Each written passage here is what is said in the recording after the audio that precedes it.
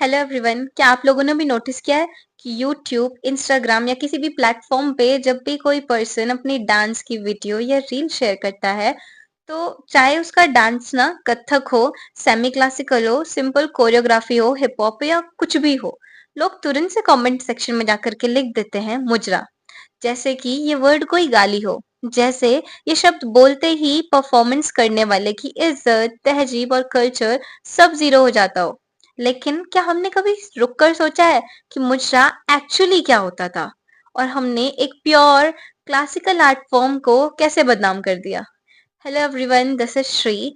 आज की वीडियो में मैं आपको ले चलूंगी एक सफर पर, जहां हम मिलेंगे उन औरतों से जिन्हें दुनिया तवाइफ कहती थी, देखेंगे असली मुजरा कैसा होता था और कंपेयर करेंगे उमराव जान और पाकीजा के ग्रेसफुल परफॉर्मेंसेस को आज के सो कॉल्ड आइटम सॉन्ग से।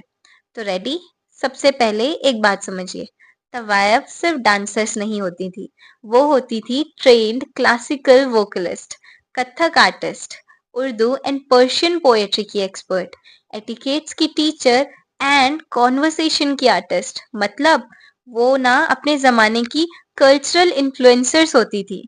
लखनऊ, दिल्ली, लाहौर और बनारस की उनकी महफिलों में नवाब, राजा, शायर और स्कॉलर्स बैठा करते थे। किसी भी आदमी को ना उस दौर में एक जेंटलमैन तभी माना जाता था जब वो किसी तवाइफ की महफिल में बैठकर बात करने का सलीका सीख ले।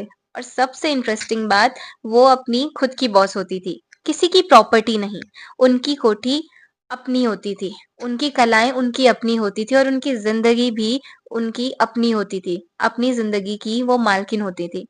जिस जमाने में ना औरतों को घर से बाहर जाना अलाउड नहीं था, वो उस समय पर टैक्स भरा करती थी, अपने आप में इंडिपेंडेंट थी। वो अपनी बेटियों को म्यूजिक और डांस की एजुकेशन देती थी ताकि वो प्रॉपर्टी की वारिस बन सके। ये इंडिया की उन चंद जगहों में से एक थी जहां पर इनहेरिटेंस माँ से बेटी को मिलती थी। उनके लिए महफिल ब्रॉथल नहीं होती थी, वो होती थी एकेडमी ऑफ आर्ट्स। मुजरा कोई रैंडम डांस नहीं है, ये कथक, ठुमरी, दादरा और नजाकत का एक स्पिरिचुअल ब्लेंड है। हर स्टेप का मतलब होता है, हर एक्सप्रेशन एक कहानी होती थी। फुटवर्क इतना प्रेसाइज कि घुंघरू तबले की बीट पर ही गिरता था, जैसे ताल और पैर एक सांस ले रहे हो। सबसे बड़ा वेपन होती थी परफॉर्मर की आंखें।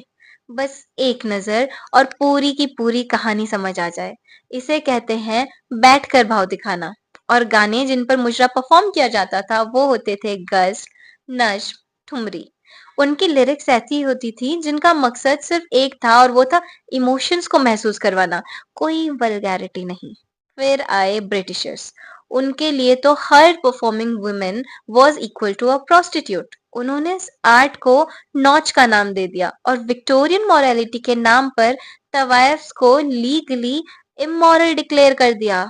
उनकी जगहें बंद करा दी गई, उनके घर जब्त कर लिए, उनकी पहचान को तोड़ कर रख दिया और धीरे धीरे मुजरा एक चीप लेबल बनकर रह गया। ब्रिटिशर्स तो चले गए, बट उनकी सोच रह गई। आज भी जब लोग कमेंट करते हैं ना कि ये क्या मुजरा है, तो वो ना उसी कॉलोनियल माइंडसेट को रिपीट करते हैं बिना ये बात समझे। फिर आया इंडियन सिनेमा और यहीं पर दो फिल्में इमॉर्टल बन गई। इन्होंने मुजरा को बहुत ही अच्छे तरीके से स्क्रीन पर शो किया। तो पहली मूवी थी पाकीजा 1972 में। मीना कुमारी जी का ग्रेसफुल परफॉर्मेंस, डेलिकेट अदाएं और सॉफ्ट फुटवर्क। मूवी में आप नोटिस करोगे कि कैमरा ना पूरे फिगर और एक्सप्रेशंस को रिस्पेक्ट करता है। गाने जो यूज हुए हैं उस मूवी में वो पोएट्री बेस्ड थे और धीमी धीमी नजाकत थी। Nothing was loud and most importantly nothing was cheap। Next movie थी उमराव जान जो आई 1981 में। रेखा जी की आंखें वो तो अलग ही किस्सा है। उनका दिल चीज क्या है सिर्फ डांस नहीं, एक इमोशनल पेंटिंग है। आप नोटिस करोगे वो जो मूवी थी उसमें रेखा जी की हाथ की मुद्राएं, आंखों का कंट्रोल, बॉडी लैंग्वेज और रिफाइंड लिरिक्स का यूज किया गया। उर्दू पोएट्री का यूज था। ऑडियंस डिग्निफाइड थी और जहाँ जो डांस था वो एक स्टोरी टेलिंग था, कंप्लीट आर्ट। कैमरा कभी बॉडी पार्ट्स को ऑब्जेक्टिफाई नहीं कर रहा था, वो कला को रिस्पेक्ट कर रहा था। और इस मूवी में इसीलिए असली मुजरा था। लेकिन फिर कमर्शियल सिनेमा बदल गया। जो चीजें पहले कला थी वो प्रोडक्ट बन गई। म्यूजिक लाउड हो गया, ओके ये प्रॉब्लम नहीं थी, बट लिरिक्स बोल्ड हो गए, that is the problem. Camera angles objectifying हो गए। पहले फोकस होता था एक्सप्रेशंस, पोएट्री, अदब और ग्रेस पर, और अब फोकस होता है skin show, seduction, shock value पर, क्योंकि अब ऑडियंस भी बदल गई। पहले स्कॉलर्स, पोएट्स, एलिट्स महफिल देखा करते थे, बट अब मास अपील होता है, और इसी शिफ्ट ने मुजरा को आइटम नंबर के साथ जोड़ दिया, जो कि बिल्कुल ही गलत है। क्योंकि दोनों चीजें ना कल्चरली, स्पिरिचुअली और आर्टिस्टिकली बिल्कुल अलग हैं। ऑफ कोर्स कुछ फिल्म मेकर्स जैसे कि संजय लीला भंसाली जी, देवदास हो या हीरा मंडी, वो एस्थेटिक्स, तहजीब और नजाकत दिखाने की कोशिश करते हैं, बट स्टिल कमर्शियल सिनेमा का प्रेशर कहीं ना कहीं ग्लैमर को एक्सप्रेशंस पर हावी कर देता है।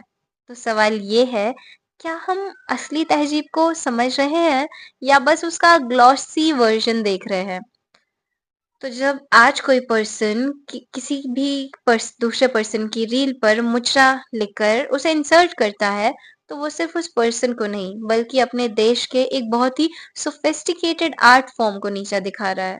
मुचरा गाली नहीं है, मुचरा कथक है, मुचरा नजाकत है, वो एक पोएट्री है, तहजीब है, एक्सप्रेशन है, इंटेलेक्ट है। और जब अगली बार आप भी मुजरा शब्द सुने, तो दिमाग में वल्गैरिटी नहीं, रेखा जी की आंखें, मीना कुमारी जी की अदा और तवायफ की तहजीब को याद करें। आर्ट को ना आर्ट रहने दीजिए, उसे समझ कर देखिए, जज करके नहीं। अगर आपको मेरी ये रिसर्च वैल्यूएबल लगी तो इस वीडियो को शेयर कीजिए, ताकि लोग कमेंट सेक्शंस में गाली देने से पहले थोड़ी बहुत हिस्ट्री समझ सकें।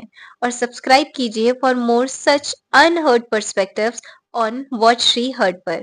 तब तक के लिए टेक केयर, मैं मिलूंगी आपको नेक्स्ट वीडियो में। Take care and bye bye.